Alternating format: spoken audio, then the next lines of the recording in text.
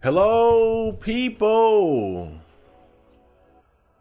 Welcome back to another Nightwalk vlog. I had a pretty interesting event happen this week. So I'll try to make it as quick as possible. But there's a YouTuber named Melly Monaco, and I've always been a fan of her Pineapple Show, which is it's like a speed dating show online where guys get on and try to shoot their shot at the girl of the week, so to speak. And I've gone up there a few times because I'm doing like an experiment for a future episode of the podcast. But she has another show where she just talks about people's problems in regards to dating and whatnot. And so I went up there and I thought it would be funny to talk about, being a 30-year-old virgin. And so we had a brief conversation about, me being a 30-year-old virgin and just pretty much what comes with that, and things like the fear of approaching girls and lack of experience and things of that nature. But she asked a very good question, and she asked, how were you? I think she asked, how were you raised, or something like that. Just trying to get down to the bottom of how I ended up in the situation that I'm in, where I'm an adult virgin who never kissed a girl. And that question got me thinking about, it's pretty much exactly what she was asking. And so I was riding around and I was just kind of deep in thought, kind of trying to trace back to the very roots of where my virginity comes from. As crazy as that might sound, but and so basically the purpose of this video is I want to just kind of try to figure out what are the different elements or things that came together that aided in the end result that we see now, where I ended up a 30-year-old virgin. What plays into that? And it's not just one thing. A lot of times people want to blame something on one thing, but as I was thinking about it, I realized that there were multiple things at play that led to me being the way that I am now. And so I'm gonna try to cover these things briefly. So I want to go back to puberty, basically. And every guy knows that once you start hitting puberty at a certain age, that's when you start noticing girls. I can remember back in elementary school, which is before puberty, but that's when I first started having crushes on girls. That's where where it all started, so to speak. But middle school is where it became sexual. In elementary, it was just, oh, I like girls, in the most innocent kind of way. I like the way you look, that sort of thing. Middle school is when it got nasty.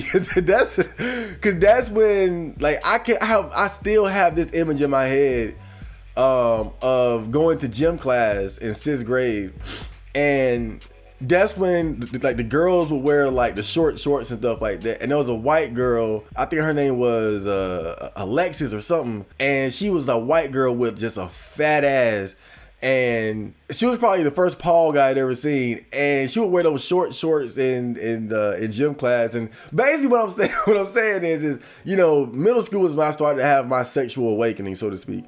And that's when I started to get heavier into masturbation. So basically my sexuality is starting to awaken. I'm noticing girls for the sexual aspects of them, not just innocent crushes and whatnot. But this leads me to the first thing that I think contributed to me being a virgin long term, and that's that when I was in school, I was very much the weird outcast type of kid. I was the weirdo, the guy that was picked on and bullied. I was outsider, and past a certain point, I started to kind of embrace that. And of course, that doesn't help when it comes to trying to get laid. But when you're designated as the weird outsider, outcast, lame, dirty kid, you know how the social hierarchy works amongst men and women, and how women, they want a guy that is seen as being cool. They don't want the guy that's getting picked on and shit like that. And I think these experiences, one, made me less attractive too. I think just generally speaking, I was just not very attractive to women back then because I was awkward, I was weird, I was musty. So, you know, early on being that type of kid, that definitely didn't help. But I think also it left like a lasting trauma, so to speak, because it's like I kind of took that perception that I had of how women felt about me into my adulthood.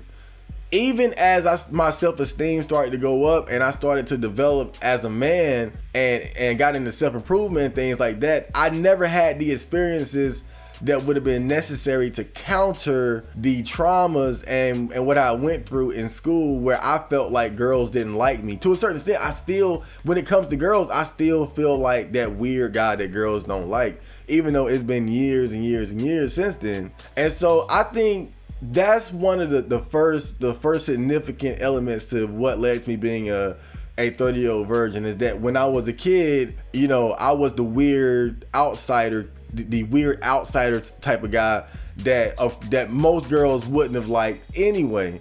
And that imprinted on my mind that that's just who I am. I'm the guy that girls don't like. And so to this day, I still kind of feel that way, to where even when I would get, or when I thought I was getting choosing signals, my mind always leaned towards, okay, you're overthinking it. There's no way she likes you because you're that weird kid, right?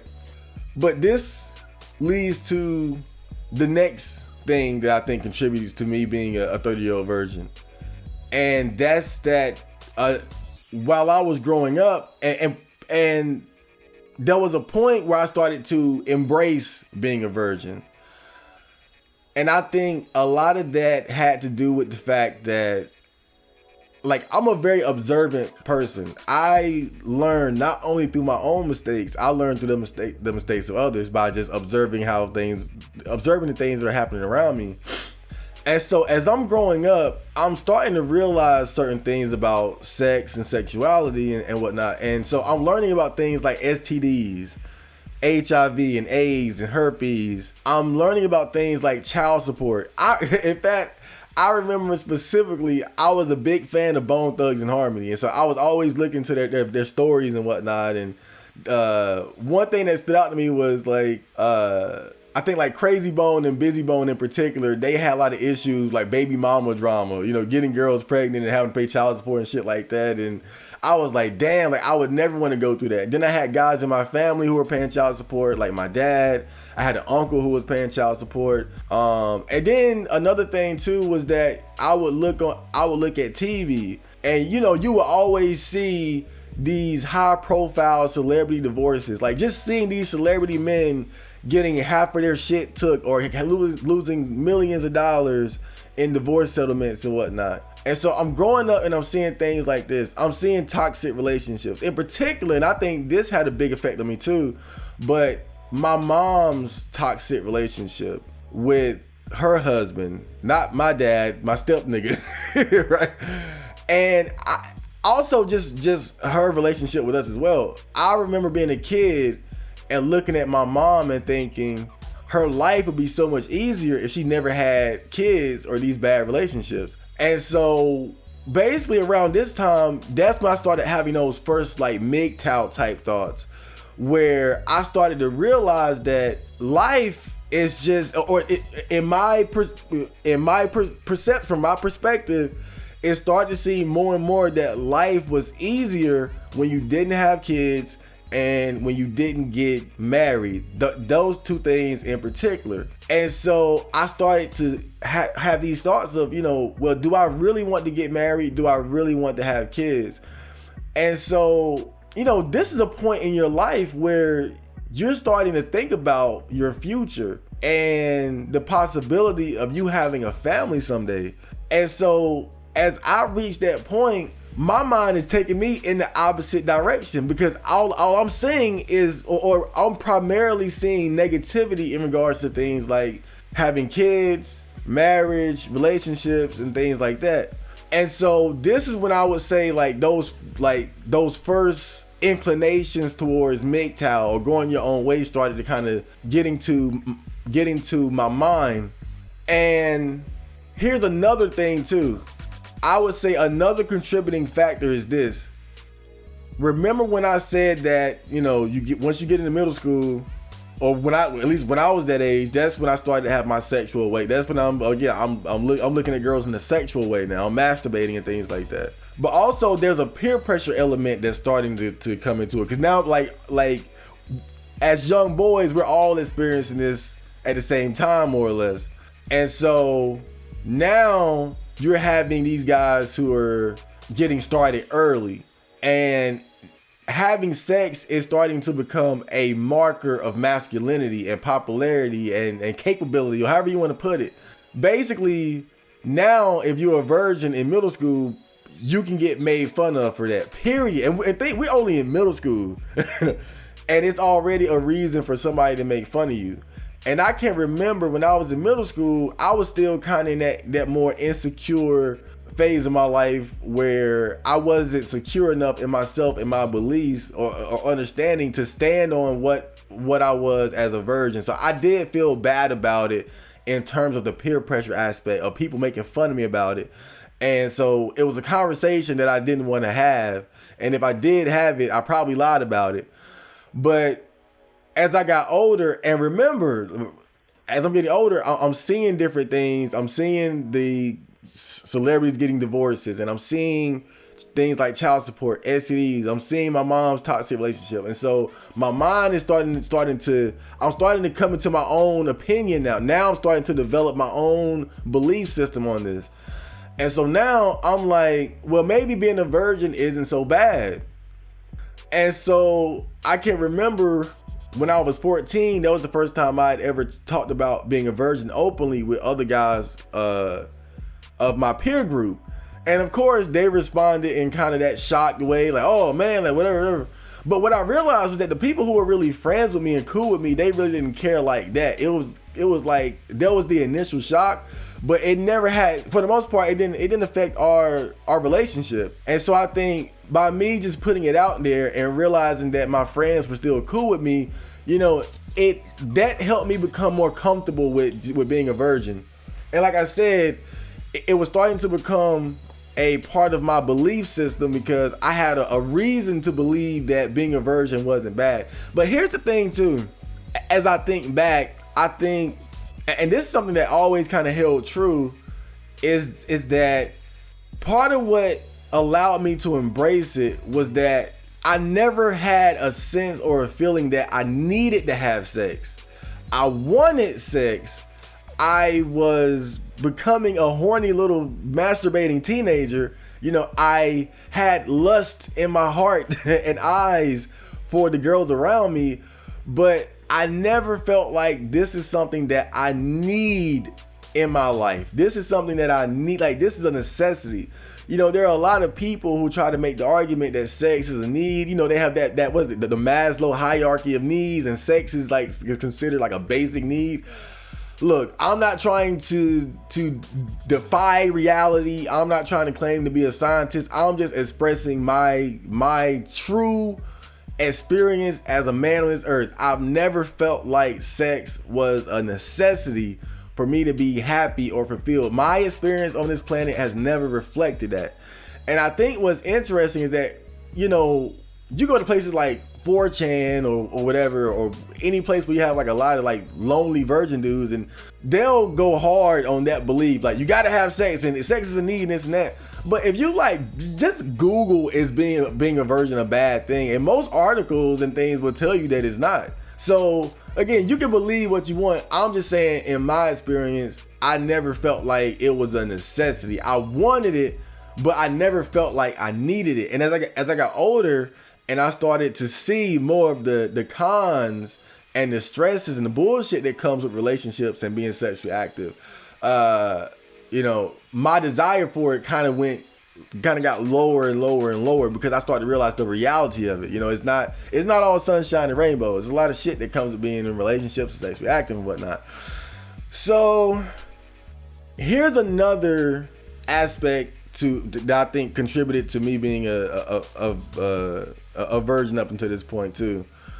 There came a point where I started to become more, what you could say, red pill aware. I started seeking answers for the thoughts I was having regarding my perspective on sex and relationships. And during this time, this was when like MGTOW was just starting to become like a thing on the internet. I would go to places like 4chan, and I was finding more guys who were like me, who were virgins and things like that. WizChan. You had terms like herbivore male that perfectly describe my situation. So now I'm starting to see more guys like me, and guys who kind of were coming to a similar conclusion as I was regarding things like marriage and certain patterns of behaviors they were seeing in the women around them and the relationships that they would see, female nature, if you want to call it that. And so basically I'm becoming more red pill, where I'm getting into things like the PUA community, and then that from there you kind of elevate to the red pill and things like that. And so a part of that stood out to me was the lookism aspect of dating, or hold up. But the lookism aspect of dating, where, okay, what I'm saying is that I started to become aware of leagues and dating or sexual market value, and where I measured up in terms of that particular thing. And so what I realized, or what I believe in terms of my own sexual market value, I knew that I wasn't an incel. And this was like before the incel term was even a thing, but I knew that I wasn't incapable of getting pussy, because I had confidence that I could at least fuck fat gorilla orc bitches. You guys already know that. And I think a lot of that came from certain experiences growing up, where like fat girls would be more aggressive about showing interest in me and things like that. So I kind of knew I could do that, but I didn't want to do that. I don't like fat sloppy bitches. Sue me. So I knew that I could get fat sloppy bitches, but I don't want fat sloppy bitches. I wanted cute girls. She didn't like not. I didn't have high standards where I wanted bad bitches, or only wanted bad bitches. I would have enjoyed or liked to have a bad bitch, but I always felt like my standards were reasonable. But basically, I at least wanted a cute girl. But what I realized was that because of my sexual market value and my level of attractiveness, at least what I believe, I felt like it would be more work than it was worth to get the kind of girls that I really wanted. I knew I could easily fuck fat gorilla orc type bitches, but I believed that getting the girls that I wanted they would either not want me, or it would take too much effort and compromise for me to get them. And I think that contributed to me embracing being single and a virgin as well, because, and I talked about this in the previous episode, the truth about going your own way, where I talked about how I believe that most men who go their own way or claim MGTOW, to a certain extent, we just don't want it bad enough. And so when I look at the dating market and how your own value as a man plays a part in what you're able to get out of dating, I just felt like my value was not enough to get what I wanted out of dating. That's what I believe. Right or wrong, that's what I believe. And I think that contributed to me embracing being single, because I was like, even if I put my hat in the dating race, in the dating game, it's going to require more effort than I'm really willing to put into it. And so that was another part of it. And so most of the things that I talked about, these are things that I'm going through during the spring of my youth. So we're talking everything from middle school to me being about 21 years old. And so I would say now I'm looking at it in terms of like 21 to now. And I think I would chop it up into like two periods, right? 21 to 25 and 25 to now. 21 to 25, that was when I was struggling a lot with depression and suicidal thoughts. I was going through a lot of things mentally. You guys know I've been in the mental hospital. They put me on lithium and Ativan, all type of shit. And once I got out, I made it a point to find ways to self-medicate or basically make myself happy without the drugs. And so I got more heavily into self-improvement. I was working out more consistently, made some adjustments to my diet, things like that. But now I could go more into what kind of helped me get from being depressed to happy. But I think in a nutshell, it was more so that I had to get that negativity off of my chest and out of my mind to move forward properly. And I feel like that's what really happened during that time. Because once I got out, to be honest, it felt relatively easy to start walking the path towards being more balanced mentally. I wouldn't say it was like some big up and down struggle. Like once I got out, I felt like it was just time for me to make those changes, and I was ready to make those changes. But the reason why I talk about that period between like 21 and 25 is that, you know, when you're talking about my thoughts on dating and women and whatnot, you know, I was still kind of in the questioning phase where like I'm thinking about going my own way, but I'm not really fully happy and fulfilled to have the confidence to feel that I really don't need a woman in my life. I really don't need sex, because there were periods during this time where I felt a longing for those things more than what was usual. And what I realized is that during those periods, at least what I believe to this day, is that I was trying to fill a void that I had inside of me with sex and relationships. I started to think that you know, maybe I wouldn't even say it like that. I think that I had a void, and my instinct was just steer me towards trying to use sex to fill that void. And then like once I went through the depression and the suicidal thoughts and being in the mental hospital and got out and got focused on making myself happy, and I achieved that, that's when it started to become clear to me that everything that I was thinking, like those first like MGTOW thoughts and those thoughts of, again, do I need to get married, or those questions that I asked, I kind of got the answer. And what I realized, I would say around the time I was 24, 25, was that I really can be happy without those things. Like here I am, I'm like that, and I always kind of mark 24, 25 as when I really hit just my stride in terms of mental balance and good mental health and happiness and self-esteem, true self-love and appreciation for life more than anything else. Like I always mark 24 and 25 as like the beginning of just, you know, like just that, like basically the Chad Marco you see today. And I'm telling you, from about 24 to 30 now, I always say this, the only bad time I've had, like really bad, was when Fender died.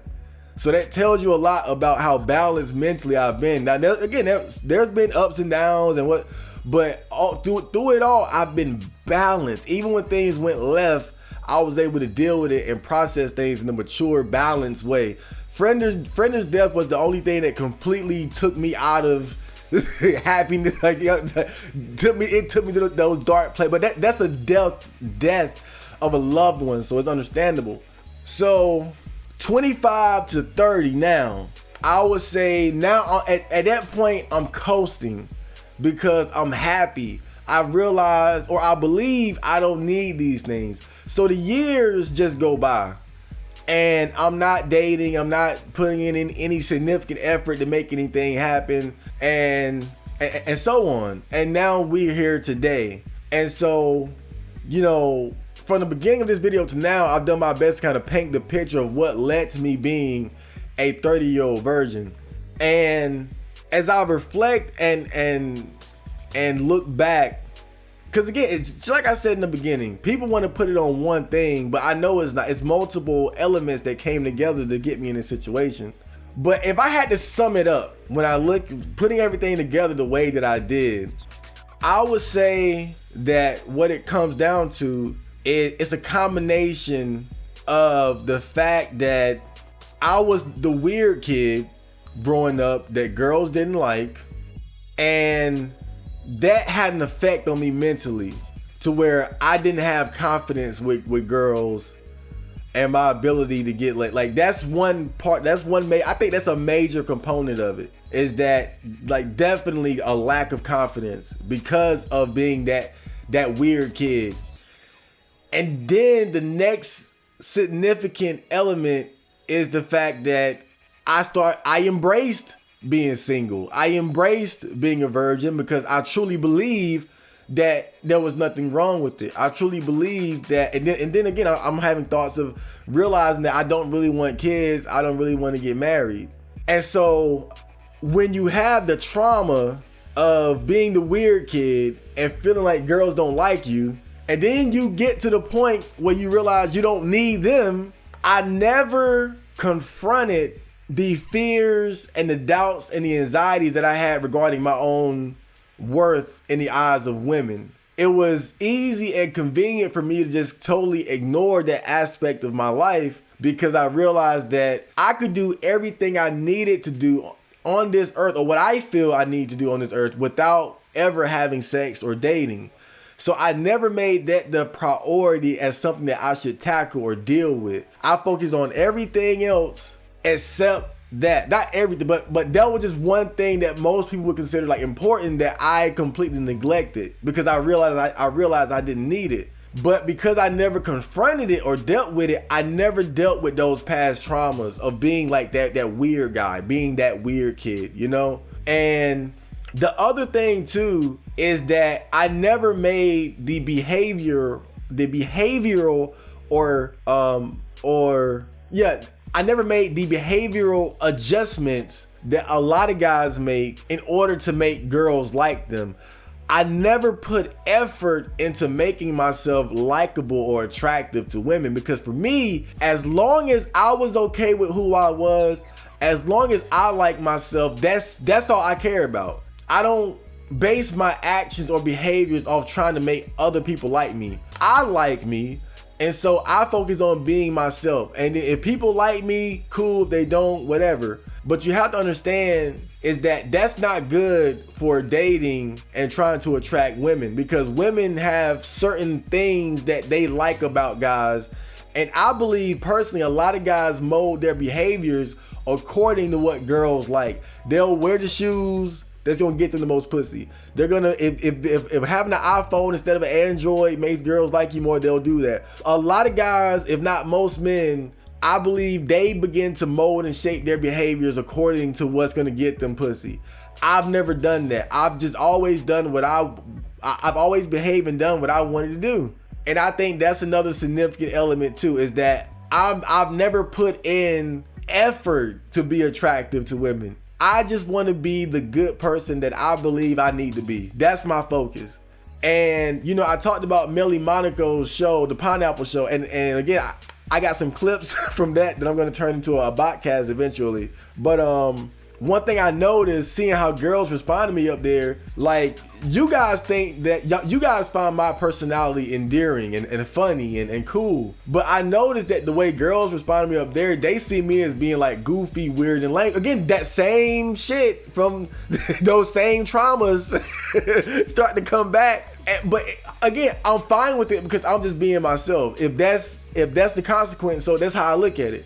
But that's not good for getting bitches. That's not good. And so I don't want to make this video, but basically I've just done my best to try to, you know, give people a understanding of what could have possibly led to me being a virgin to the point now. And again, if you want to condense it and summarize it even more, you could just say that I never cared enough to really try. When I look back, probably the number one thing is just that I never put significant or serious effort into trying to lose it, because I never saw losing my virginity as something that was important. I was always content to pretty much just look at it like this. If it happens, cool. If it doesn't, that's cool too. But I'm not going to go out of my way to get it. And I said this when I was talking to Melly. I said, as a guy, if you don't put effort in, more than likely it's not going to happen for you. And I think that's exactly what my situation basically is. You know, it was multiple elements that led to me coming to that conclusion or that feeling that, yeah, you know, I could take it or leave it. But if that's your attitude as a man when it comes to dating, you would have to get lucky. You would have to get lucky enough to be in a situation where it could pretty much just fall into your lap without you going out of your way. And I think that just never happened to me for the most part. You know, I've gotten some choosing signals here and there, and I've had some gorilla orcs, you know, maybe semi-aggressively pursue me. And I think that one situation with the cashier girl who was really forward, that would have been when I would have lost my virginity. But like you guys, I've told that story 100 times. She was talking to one of my friends, and that's what kept me from pulling the trigger on that. But I always look back at that situation in particular as being like, that was it. That was like my chance to, because that's when it fell into my lap and she wasn't a complete orc. But it was other elements or things going on that prevented me from pulling the trigger on that. But that's the best way I can put it. That's the best way I can put it. There were just so many things that combined to have me believe that I didn't need it. I believe that I didn't need it. And so I never put effort into getting it. And as a man, when you don't put effort into dating and trying to attract women and talking to women, more than likely it's just not going to happen for you. And it never happened for me. And that's pretty much that's pretty much what I believe my situation boils down to. So I hate that the video had to be so drawn out, but you know, I wanted to cover every significant base. I hope you guys enjoyed that, and I'll see you guys later. Johnny.